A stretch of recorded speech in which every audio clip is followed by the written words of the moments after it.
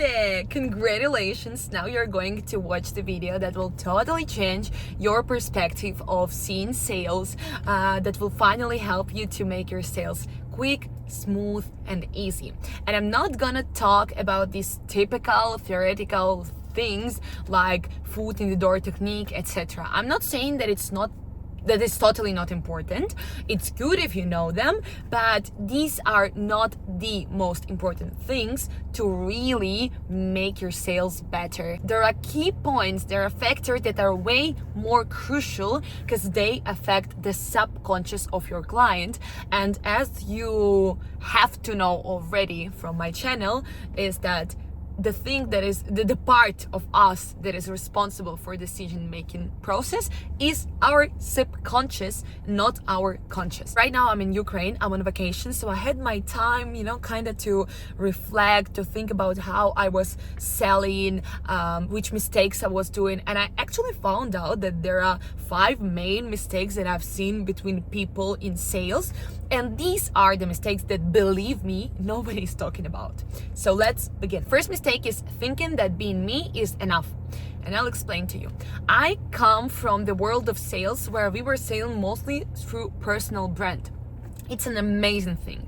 It totally helps you to sell better, to sell easier, to have higher loyalty, higher trust from clients, to have higher average bill, etc. But it's not enough when it comes to sales of product.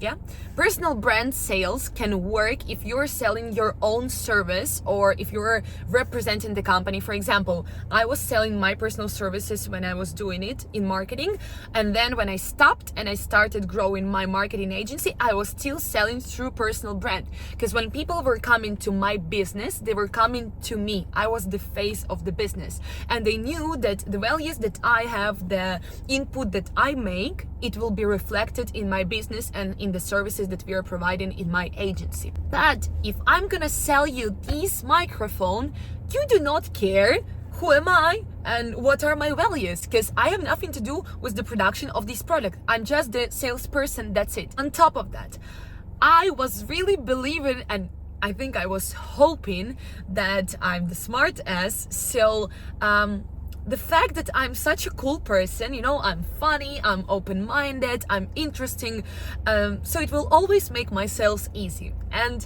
it totally affects. It's great if you're open-minded, if you're funny, it's really important, if you're cool, if you can support the conversation, etc., etc. But again, if I'm selling you this microphone, I can be the most interesting and entertaining and smartest girl on the planet, but you do not care because I'm selling you the product that has nothing to do with me. So you'll come, have a nice chat with me and go. My point is, it's great to be a proper salesperson, I would say like this, to have proper skills that salesperson should have. But it's also really important to understand that people are different. And for example, in Ukraine, we have an expression, you're not a $100 paper, like $100 bill. I don't know how to call it, this word, kupura, like this, yeah? And you're not this so that everybody will like you. There will be people who like you and there will be people who don't like you. So you cannot only rely on how cool you are, because you may think that you're cool, but for somebody else, you're not. Unfortunately, second thing is actually not selling. Such a common mistake, and I'll tell you an example. The last client's visit that I made when I was in Spain was the visit where I totally fucked up. Why? Because I didn't do anything. I brought people to the flat and I basically showed them, look, this is a window, this is a swimming pool, this is a security, this is alarm. That's it. Super bad, extra next level bad. People, clients, they can see by themselves that this is a microphone, but you need to sell through telling them how they can benefit from this microphone, how this microphone will help them to solve their problem, etc. So I could tell them, look, it's not alarm, yeah? I could tell them, and the new system of this alarm will help you to stay under security 24/7, and you will always be protected. And in any case, in the worst case scenario, securities come within 3 minutes. It will be already different, because I'll show to them that it's not only just alarm, but it's alarm that can help them to be secure at their new home. You see this little difference? So even me with 4 years of experience in sales, I'm still doing these stupid mistakes. And if to be honest, I think that the reason we do these mistakes is when it comes to actually selling, we feel shy. We feel shy, we feel afraid, we feel ashamed. This is the best word. We feel ashamed of selling something, especially if it's something expensive, etc. We feel like we need to push people to do this. But we shouldn't feel bad about this, because when we are selling, we are helping people, and you just need to manifest this thought. And to me personally, it always helps. When I go to sell, I'm like, I'm helping people to solve their problem. I'm not doing this to get my money. My first reason to sell is to help people to solve their problem. And you know, when you get this vibe of helping people, even your language changed. You see, even my face changed when I was talking about, yeah, I got my high commission, or if I'm speaking about, yeah, I help people to make their lives better. Third mistake in sales is losing control, because losing control is losing power. Again, I'll give you an example. On my last visit, not only didn't I sell them properly the property, but I also totally lost control, because the visit was not with one client, it was with 4 clients, it was a family. And of course, when they came, they started running out all over the flat, and I couldn't go and talk to all of them, because one is in the kitchen, another one in the living room, the third one in the bathroom, and I totally couldn't speak to them normally. I couldn't make the excursion, you know. I couldn't talk to them and present to them the product properly.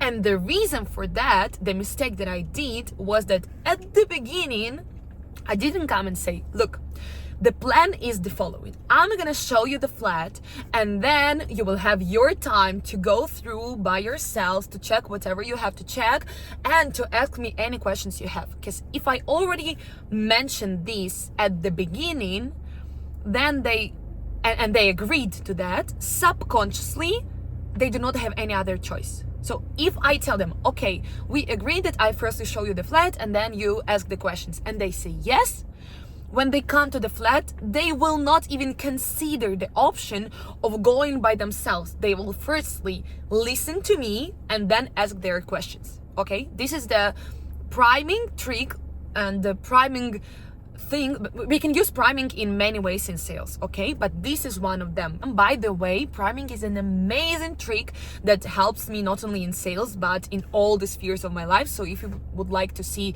an additional video about priming, please let me know in the comments and I'll be glad to do it for you. The fourth mistake is being too nice. It's kind of shocking because everybody is telling us that we have to be client orientated, that we have to answer quickly, that the client is always right. I don't know if you have this expression in European community, but in Ukraine we have always been saying that client is always right.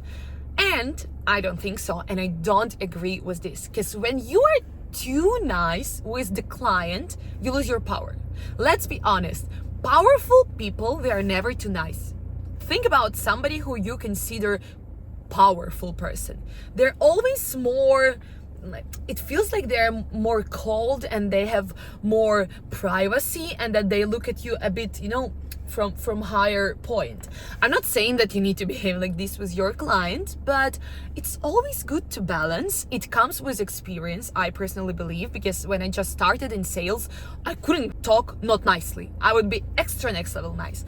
And now, for example, if we are speaking about marketing, when I'm selling my marketing services, in most of cases, I'm playing with it, and at some point I'm super nice, and at some point I'm like a bitch, you know. And this mixture gives the right emotional combination to the client to persuade them that we are the right person to buy from. Because on the one hand, we are so nice and we are so willing to help to our clients, and at the same time we're showing that we have enough power, you know. When you're too nice, you're getting weaker position, and we can never sell from weaker position. You always have to stay a bit more up than your client. And the fifth mistake, I'm not even sure I can call it a mistake. The fifth problem that I faced was not having enough vocabulary. As I'm selling real estate mostly in Spanish language, and I can consider my Spanish as pretty good. I think my level is pretty high. I speak fluently. I have quite a good accent from what people tell me, and I also know that it's true. But it was not enough to use the power of words properly. Let me give you a couple of examples. I can tell you, I don't know, or I can tell you, I'm not sure. Seems like these phrases are synonyms, but they have different subconscious message. Or let's pretend that you're my client and you want me to negotiate the price with the owner. Okay, I'm doing this because it's my job. And you're asking me if it's possible to negotiate the price. And I can tell you, I'm not sure if it's possible, but I can ask. Or I can tell you, I'm not sure if it's possible, but I'll do my best and I'll come back with the answer. Meaning of both phrases are the same, but the subconscious message that they give is totally different. In the first case, I'm telling you, I don't know anything, I'm gonna ask, I'm losing my power. And in the second message, I'm telling you, I'm gonna do everything I can, because first of all, I have this power to do something. Second of all, I want to help you as much as I can, so I increase your trust in me as an expert. And third of all, I'm also giving you the deadline. Yeah, I'm telling I'm gonna come back, so I kind of give you the specific plan and give you the feeling of control. It was supposed to be like this, the feeling of control, that you are controlling the situation, that you know, okay, she's gonna talk and then she comes back with the answer. Please share if you also had some mistakes that you were or that you are currently doing in sales, so that we can think how we can change them. And I really hope that this video was useful for you, so that now you will know how to start selling properly through subconscious. See you soon. Bye. Don't forget to put the like, to put the comment if you like the video, and to subscribe. See you soon.